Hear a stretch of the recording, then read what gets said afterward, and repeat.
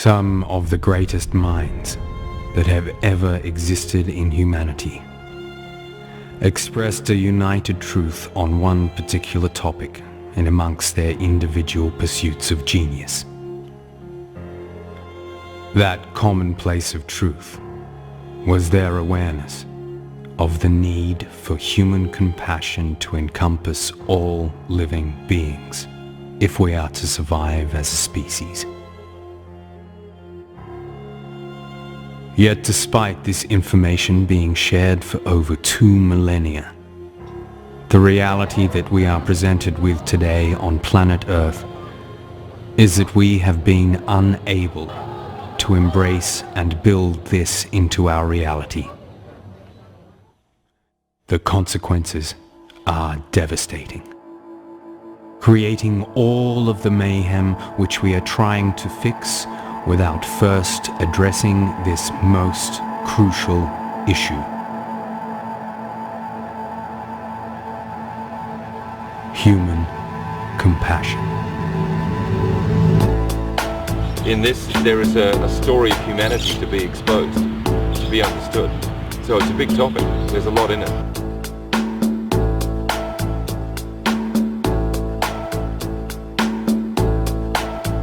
Point just fighting against people. It's something to be understood, or it won't change.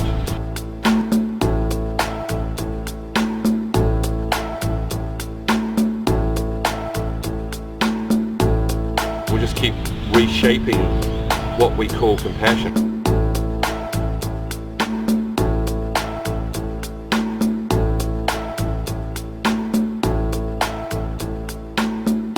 If it's not real, if it's manufactured, and we have to have enforcements placed upon us to be decent and caring, then we're not decent and caring.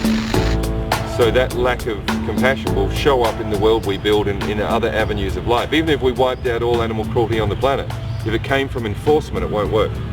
It's got to come from within.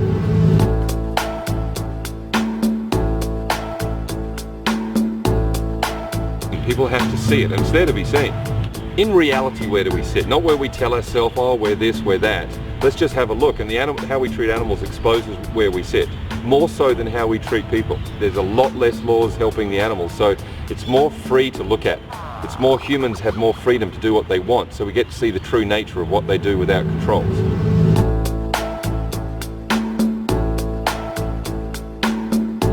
So we get to see the true nature of the human mind. We get to then understand what drives that, and how, particularly how, say, a female, a caring, compassionate, loving mother could also not be able to see the cruelty attached to the consumption of the food that they're eating and feeding their children.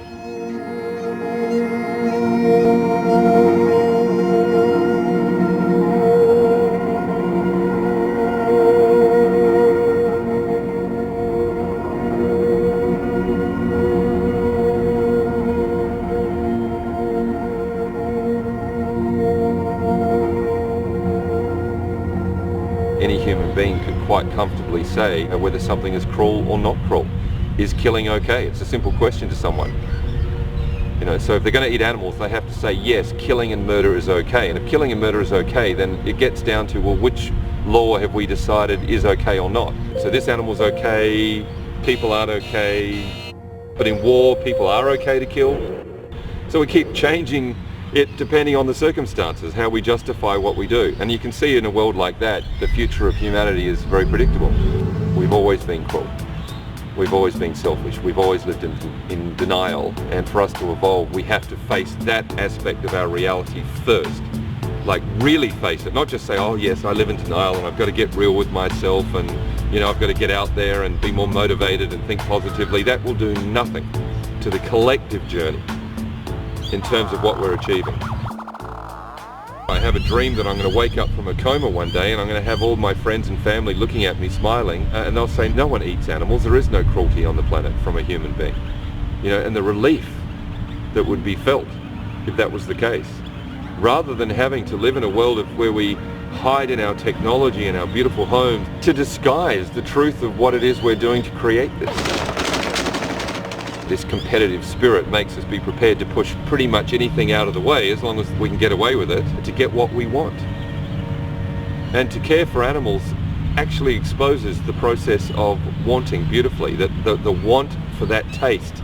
And that's all it is. Think about it. It's just it's a taste, it's a sensation in the mind. It is powerful enough that we will ignore the actual death, the murder of that creature that has feelings, and if someone doesn't think they have feelings, go spend enough time with them to do that. They'll understand that their feelings are very similar to ours. If you put nearly every human on the planet in the same conditions that these animals have to live in until they're killed, oh my God, would they cry and complain, and it'd be heinous. They'd be begging people to save them. It's time we look at this. Without judgment, let's just look at it. That should be enough, just to look at it. Shouldn't have to tell anyone what to do. Whereas at the moment everyone's telling people what to do. One side's saying we should do this, the other side's saying we should do that. So I'm talking about creating a world where there are no should-bes. All we got to do is look at the truth, look at what's actually happening, and let that cleanse the system. Let that create a united process of sharing and thought on this planet. All I do is hear people saying that that's what they're looking for in life: peace, harmony, strength, confidence. Well, this is the pathway to it. And if you're going to ignore this topic, the murder and death of other living creatures, then that's not yours to have. And if people want to argue that against me, they can. I'm telling from my experience and everything I know, it's not possible. The two negate each other. So it's a very crucial topic.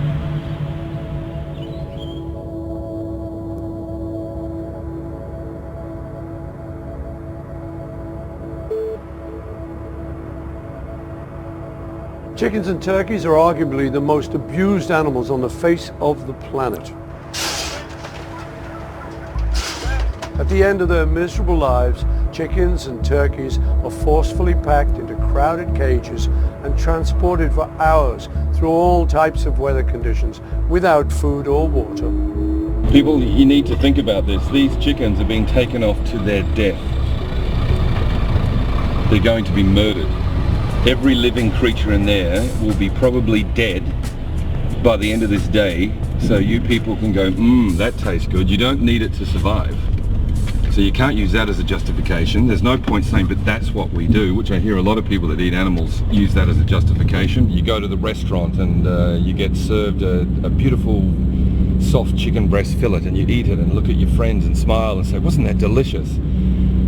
How do you make that leap of thought where you say that's delicious, knowing that that's the case? Or don't you know that that's what happens? Because maybe that's what we need to show you. And if we do show you, is your response different? Are you still going to justify it? Is there still a level of denial in there for you? So the question to be asking is, why do we do this? Why do we treat creatures that are weaker and more fragile than us with such disrespect?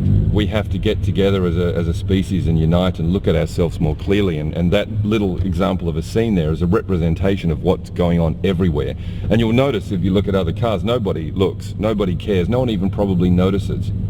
There might be a few people out there that actually take a look, but if everyone, here's the truck again, here come our poor little chicken friends. Look, there must be thousands crammed into that horrible little container. And those one or two animals you can save is so outnumbered by the millions that are killed every single day. So human beings can keep consuming and filling themselves up unnecessarily. Look at their eyes, look at its face. Oh my God, that is just disgusting.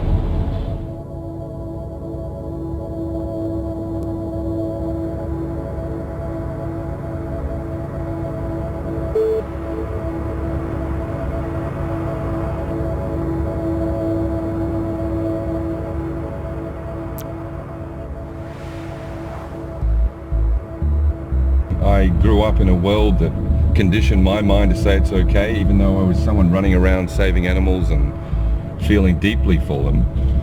As my life progressed, obviously, you start asking the question, wait a second, this is a living being I'm eating. It's disgusting. It's revolting, let alone what we do to get it to that point. And yet humanity is holding themselves up as progressing and beautiful and pure and strong and real and full of love and truth and compassion. So I just want to know, if we're so compassionate, why does that exist? Humans think they're looking, but they're not looking. And the evidence is in that truck. There's something for you to ponder on and ask yourself what sort of person you are. And as I said before, have a look at your hand. Is that the hand of destruction that's going to quite happily, knowingly join in and partake in the process? Because if you're eating a chicken, you are the reason that that is happening. Otherwise, there would be no chicken farming. They wouldn't be put in a truck in the first place. So you can't separate yourself because you're just the consumer. The consumer is actually probably the most responsible person for what drives those people that are capable of actually running a business out of the death of other living beings in the first place. Anything to do with creatures that are weaker and more powerless than us deserve more respect, more love and more caring than those that are quite capable of looking after themselves. Your hands and your mind are connected in creating the world that we see. What sort of world are we creating if we say that that is okay? Humans say, we need to trust each other, love each other, build a world that's united, peace and harmony, take away racial differences. How are we ever going to do that with each other when we can't even take care of something as simple as a chicken? Think about it. I'll leave it up to you to come up with the answers.